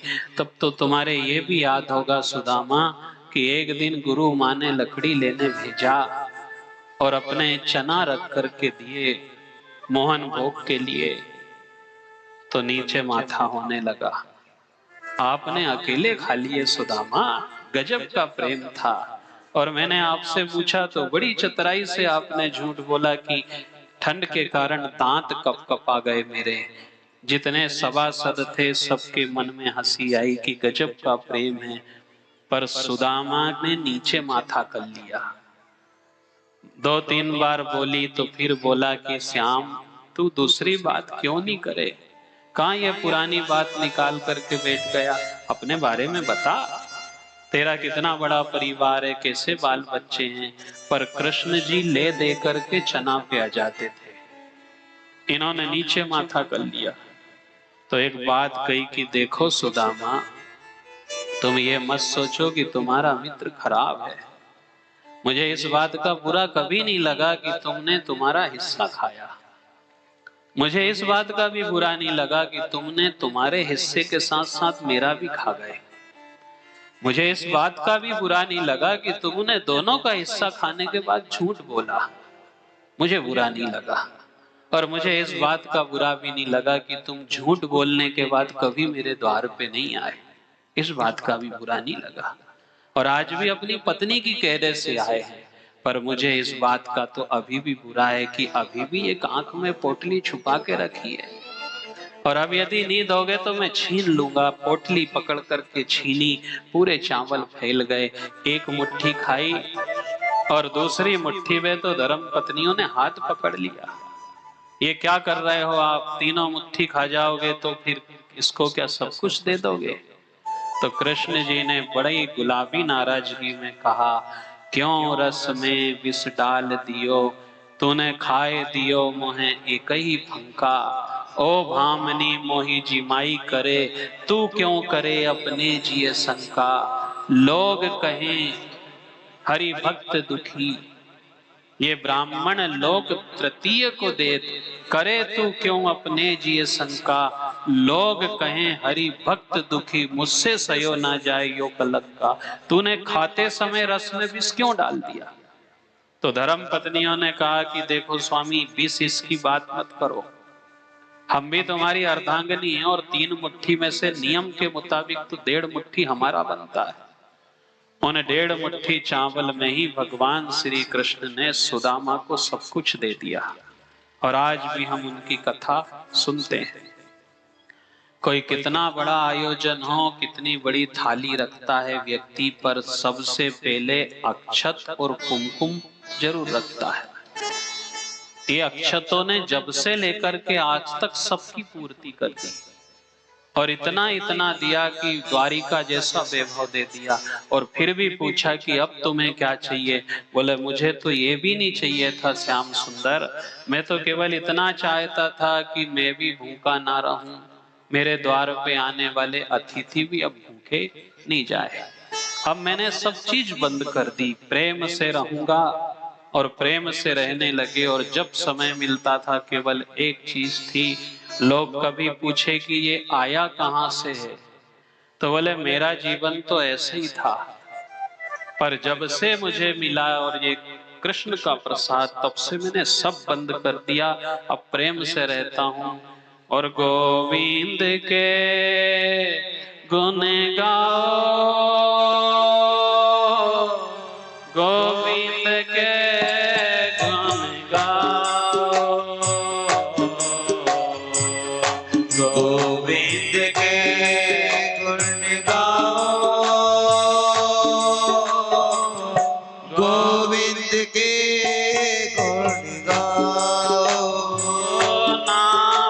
मिली रे नर्तन भाई, नाम मिली रे नर्तन भाई। तो नाम की डोरी लगा गोविंद के गुण गाओ। नाम की जोत जगाओ, गोविंद के गुण गाओ। सोबत सोबत सब दिन बीत्या, सोबत सोबत सब दिन बीत्या। सोबत सोबत सब दिन बीत्या, सोबत सोबत सब दिन बीत्या। सोती सुरता तो जगाओ, मैं गोविंद के गुण गाओ। सोती सुरता जगाओ, गोविंद के गुण गाओ। सुदामा जी ने सब चीज बंद कर दी, ईश्वर का नाम लेने लगे। वही हम सब समझे। इसके बाद 9 योगेश्वरों की कथा सुनाई, 24 गुरुओं की, दत्तात्रेय भगवान की कथा, मृकंडू के पुत्र मार्कंडेय ने भगवान शिव जी की आराधना करके अपनी आयु बढ़ाई। 7वां दिन था, सुर तक्षक जाति का नाग समय से दंश करने के लिए निकल पड़ा था। जन्मेजय ने 7 प्रकार की सुरक्षा लगा करके रखी थी। तक्षक जाति के नाग ने भी अपने कुछ सर्पों को नकली ब्राह्मण, नकली पहरेदार बना करके उनके बीच में बिठा दिया। एक ब्राह्मण का वेश धारण करके तक्षक जाति का नाग निकला। इससे पहले सुखदेव जी महाराज ने शुरू से आखिरी तक एक बार फिर से पूरी कथा सुना दी। राजा से एक ही बात कही कि राजन, तुम्हें घबराने की जरूरत नहीं है। तुमने सप्ताह पारायण की विधि से मोक्ष प्रदायिनी श्रीमद् भागवत की कथा का रसास्वादन किया है। यदि किन्हीं कारणों से तक्षक जाति का नाग आता भी है तो राजन केवल वह तुम्हारे शरीर को ही डस पाएगा। आत्मा तुम्हारी पहले अजर अमर हो चुकी है। ऐसा वर्णन है कि सुखदेव जी महाराज ने पूरी कथा फिर से सुना दी। तक्षक जाति का नाग ब्राह्मण बन के निकला। रास्ते में इन्हें एक कश्यप जाति का ब्राह्मण मिला, कश्यप नाम का। उस कश्यप नाम के ब्राह्मण ने आपस में एक दूसरे को प्रणाम किया। तो तक्षक जाति के नाग को प्रणाम किया तो इसने आशीर्वाद नहीं दिया, और कश्यप को प्रणाम किया तो उसने आशीर्वाद दे दिया। तो कश्यप पहचान गया कि ये नकली है। उन्होंने पूछा कि आप कौन हो? बोले, ब्राह्मण देवता, मैं केवल एक बात कहूं तुमसे कि मैं तो नकली ब्राह्मण हूं और एक संत के आशीर्वाद को सिद्ध करने के लिए निकला हूं। तो बोले आप? बोले, मैं ब्राह्मण हूं और विषहारी ब्राह्मण हूं। मैं तुम्हारे जैसे अनगिनत नागों के जहर को चुटकी बजा के उतार सकता हूं। तक्षक कहने लगा, आप ब्राह्मण देवता ये जानते हो कि मैं जिसे डस लूं उसे पानी पीने का समय भी नहीं देता। बोले, वो आप डसते होगे पर मेरे पास भी तो विद्या है। तो बोले, तुम एक मोक्षगामी राजा को क्यों बचाना चाहते हो? बोले, इसलिए कि उसका पुत्र मुझे बहुत सा धन देगा। पास में एक पीपल का वृक्ष लगा हुआ था, जीर्ण शीर्ण था। तक्षक जाति का नाग उस पे लपटाया और दंश किया तो देखते देखते राख का ढेर बना दिया। कश्यप ने भी मंत्र पढ़े और छींटे दिए तो उससे भी पहले से सुंदर वृक्ष बना दिया। तो ये समझ गया तक्षक जाति का नाग कि ये ब्राह्मण राजा को बचा ले जाएगा। तो देखो राजन, आपको किस चीज की आवश्यकता है? बोले ब्राह्मण देवता ने कहा मुझे तो धन चाहिए। इन्होंने अपार धन दे दिया और एक दो नागों को भी साथ में भेज दिया कि ब्राह्मण देवता को घर तक छोड़ के आना, ये वापिस नहीं आ जाए धन के चक्कर में। तो आज भी 5 पांव छोड़ने की प्रथा है। उसके बाद ये दसने के लिए निकले। राजा परीक्षित से सुखदेव जी ने पूछा तो उन्होंने एक ही बात कही कि लोगों ने मुझे बहुत डराया था कि सांप काटने का कोई इलाज नहीं है, और मेरे पास उस समय में कोई ऐसी बहुत बड़ी भजन की पूंजी भी नहीं थी, ना मैं कोई तीर्थ व्रत कर सका, पर केवल इतना विश्वास था मुझे कि आप जैसे सतगुरु मिल गए। लोगों ने बहुत बहुत बात करी, ना मेरे पास कोई परिस्थिति थी। लोग कहे कि तू क्यों इतराए, लोग कहे कि तू क्यों इतरा, कहीं तो मिलो जो तू फूलो नि समाए, कहीं तो मिलो जो तू फूलो नि समाए। जाने जो सकल जहान के गुरु मारो समरथ है, काई जाने जो सकल जहान के गुरु मारो समरथ है। एक बड़ो जो अरमान के गुरु मारो समरथ है, मारो एक बड़ो जो अरमान के गुरु मारो समरथ है। कोई यूं कहे कि तने नाग डसेगा, कोई यूं कहे कि तने नाग डसेगा, कोई यूं कहे कि तने जहर चढ़ेगा, कोई यूं कहे कि तने जहर चढ़ेगा, कोई यूं कहे कि तने जम पकड़ेगा, कोई यूं कहे कि तने जम पकड़ेगा। कहीं तो करे गो जमराज के गुरु मारो समरथ है, मारो कहीं तो करे गो यमराज गुरु मारो समरथ है। मारे एक बड़ो जो अरमान के गुरु मारो समरथ है, मारो एक बड़ो यो अरमान के गुरु मारो समरथ है। समरथ है रे गुरु अमरथ है रे, समरथ है रे गुरु अमरत है रे, समरथ है रे गुरु अमरथ है रे, समरथ है रे गुरु अमरत है। मारे एक बड़ो जो अरमान के गुरु मारो समरथ है, मारे एक बड़ो यो अरमान के गुरु मारो समरत है। समर्थ सद्गुरुदेव भगवान की जय। परीक्षित जी ने ये मान लिया कि ईश्वर की कृपा से मुझे ईश्वर के अंश रूप में आप जैसे सद्गुरु मिल गए। आपकी वाणी ने, आपके व्यवहार ने मेरे जीवन को बदल दिया। सुखदेव जी महाराज से निवेदन करा कि पूज्यवर मेरी 2 इच्छा है, एक बार पुराण संहिता का पूजन करूं और एक बार आपके श्री चरणों को प्रणाम करूं। ऐसा वर्णन है कि सुखदेव जी कथा सुना के चले गए थे। राजा परीक्षित ध्यान अवस्था में बैठे हुए थे। इतने में तक्षक जाति के नाग एक छोटा सा कीड़ा बन करके आया।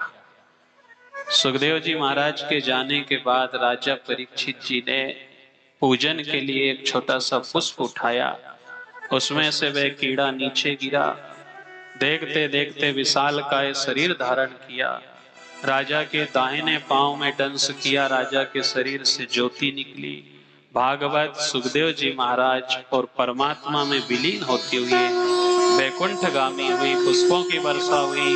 जय जयकार हुई। बोलिए वृंदावन बिहारी लाल की, श्याम सुंदर भगवान की, दाऊ दयाल की, हनुमान जी महाराज की, गंगा महारानी की, श्रीमद् भागवत महापुराण की जय, सुखदेव जी महाराज की जय, राजा परीक्षित जी महाराज की जय। जय श्री राम। राजा को सदगति की प्राप्ति हुई। जन्मेजय ने सर्पषष्ठी यज्ञ किया। महात्माओं ने दुर्गा जी की पुराण सुना करके इनके चित्त को शांत किया। उसके बाद कलयुग लग चुका था। अनेक राजा महाराजाओं को उनके सेवक मारते रहे। आज हम 4,32,000 वाले इस युग में 5,000 वर्ष से ऊपर अपना जीवन जी रहे हैं। केवल एक चीज बचेगी, कृष्ण नाम संकीर्तनम। हरे राम राम राम हरे हरे, शिव हरे कृष्ण कृष्ण कृष्ण हरे हरे। इसलिए सदैव हम भगवान के नाम संकीर्तन से जुड़े रहें।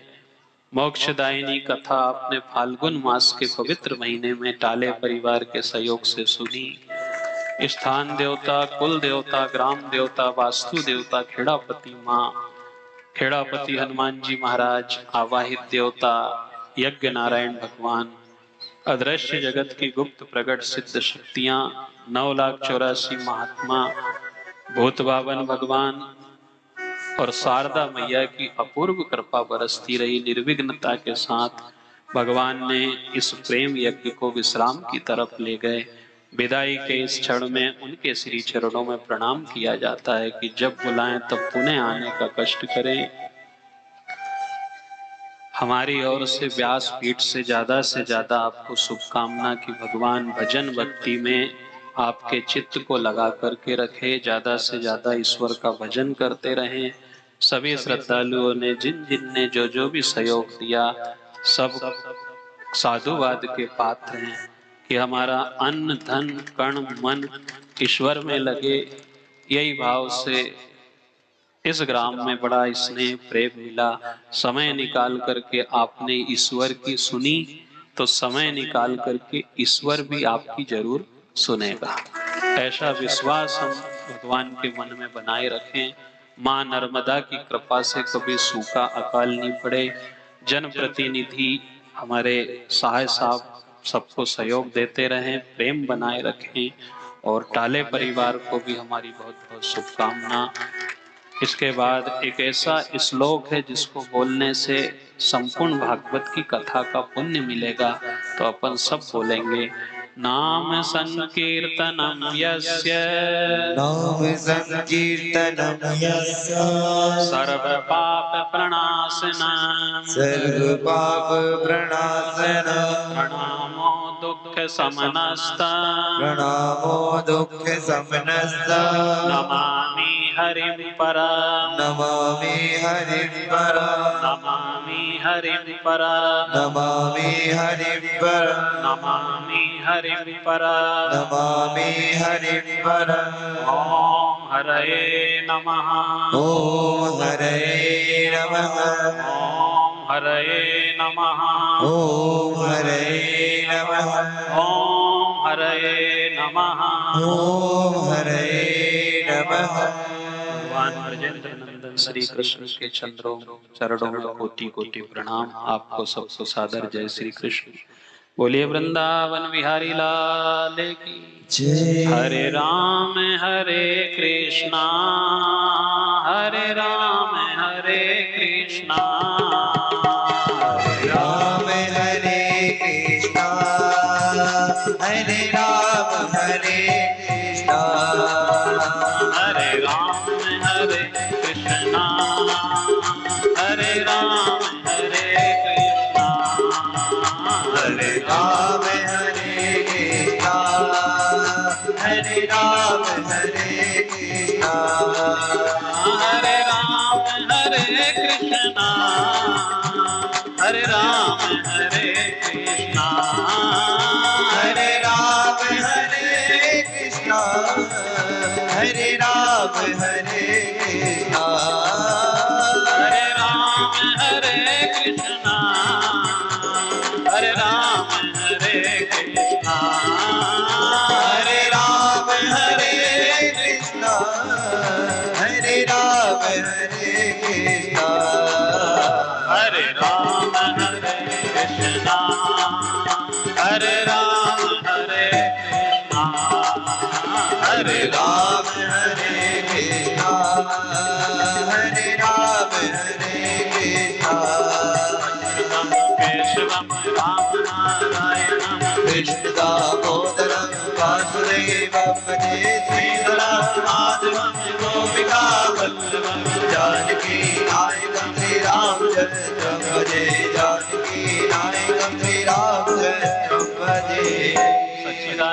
भगवान की जय। श्रीमद् भागवत महापुराण की जय। हनुमान जी महाराज की जय। कृष्ण कन्हैया लाल की जय। हरे राम राम राम हरे हरे हरे कृष्णा कृष्णा कृष्णा कृष्णा हरे हरे राधिका रमण भगवान की जय। जय। नमक पार्वते पते हर हर हर हर महादेव नर्मदे हर जय जय श्री श्री राम राधे जय जय श्री राधे जय जय श्री राधे अन्नपूर्णा महारानी की जय हो।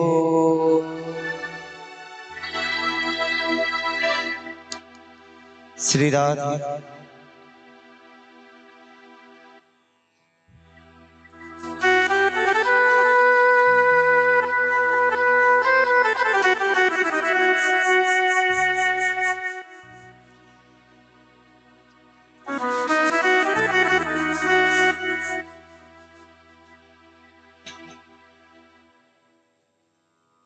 हेलो आरती के लिए सभी अपने स्थान पर खड़े हो जाए। ओम चंद्रमा मनसो जातकृभ्यो सूर्यो अजायत श्रोत्रार्धैष प्राण समुख दग्निरजायत ओम इदगुं अभिः प्रजननं मे असुदसवीरगुं सर्वगणगुं सस्यै आत्मसनि प्रजासनि पशुसनि लोकसन्नभयसनि अग्निः प्रजां बहुलां मे करोत्पन्नं पयोरेतो सुदत्त ज्वालावल्ली नमः। श्री राधे हरि ओम। जय श्री राधे। बोली भागवत महापुराण की जय।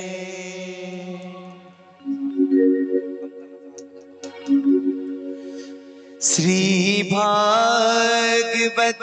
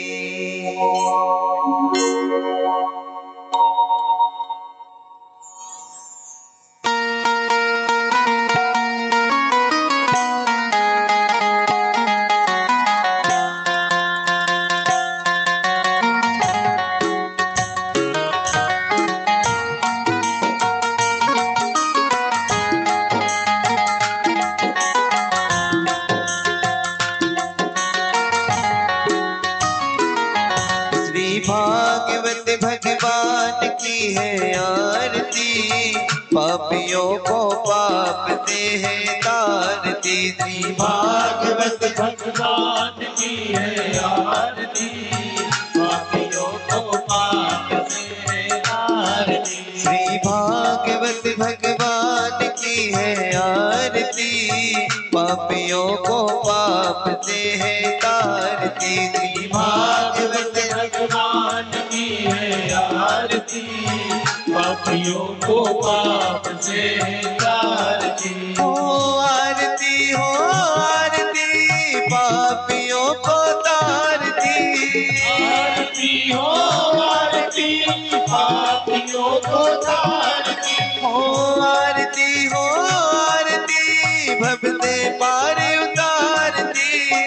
आरती हो आरती भव से पार उतारती। श्री भागवत भगवान की है आरती।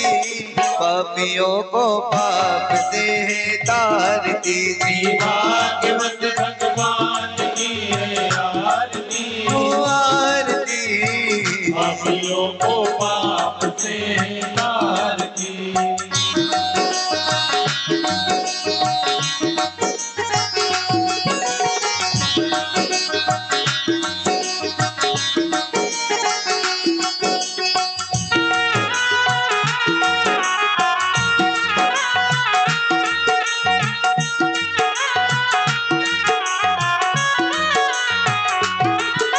यह अमर ग्रंथ यह मुक्ति पंथ यह पंचम वेद निराला नव ज्योति जगाने वाला। यह अमर ग्रंथ ये मुक्ति पंथ ये पंचम वेद निराला नव ज्योति जगाने वाला। यह अमर ग्रंथ यह मुक्ति पंथ यह पंचम वेद निराला नव ज्योति जगाने वाला। यह अमर ग्रंथ ये मुक्ति पंथ ये पंचम वेद निराला नव ज्योति जगाने वाला। हरि नाम यही हरि ध्यान यही हरि नाम यही हरि नाम यही हरि ध्यान यही हरि नाम यही हरि ध्यान यही हरि नाम यही हरि ध्यान यही हरि नाम यही हरि ध्यान यही। ओ जग के मंगल की आरती पापियों को पाकते हैं तारती। श्री भागवत भगवान की है आरती पापियों को कांपते हैं आरती।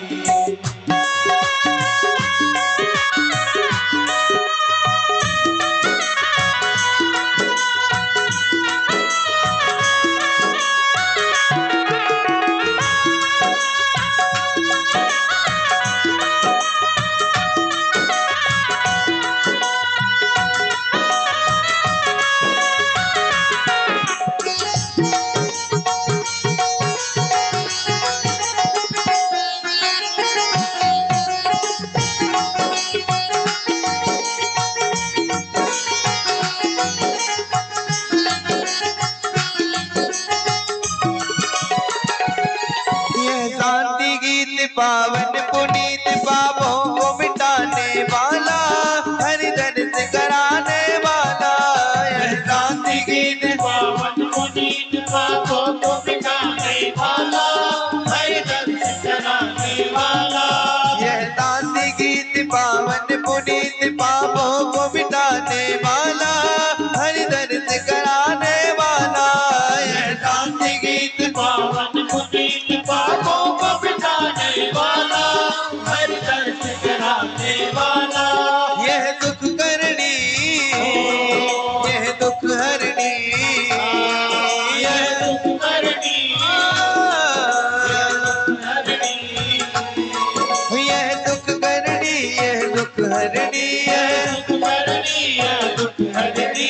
दुख करनी यह दुख हरनी यह दुख करनी यह दुख हरनी। श्री मधुसूदन की आरती पापियों को पाप से है तारती। श्री भागवत भगवान की है आरती पापियों को पाप से है तारती। श्री भागवत भगवान की है आरती पापियों को पाप से है तारती। श्री भागवत भगवान की है आरती पापियों को पाप से है तारती।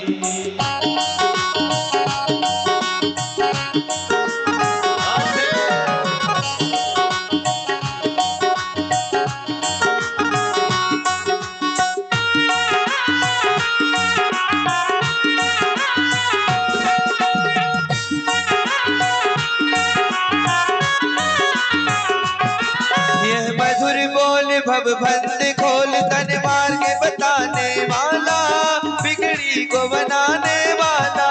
यह मधुर बोल भगवंत खोल तन मार्ग बताने वाला बिगड़ी को बनाने वाला। यह मधुर बोल भव भंस खोल तन मार्ग बताने वाला बिगड़ी को बनाने वाला। यह मधुर बोल भगवंत खोल तन मार्ग बताने वाला बिगड़ी को बनाने वाला।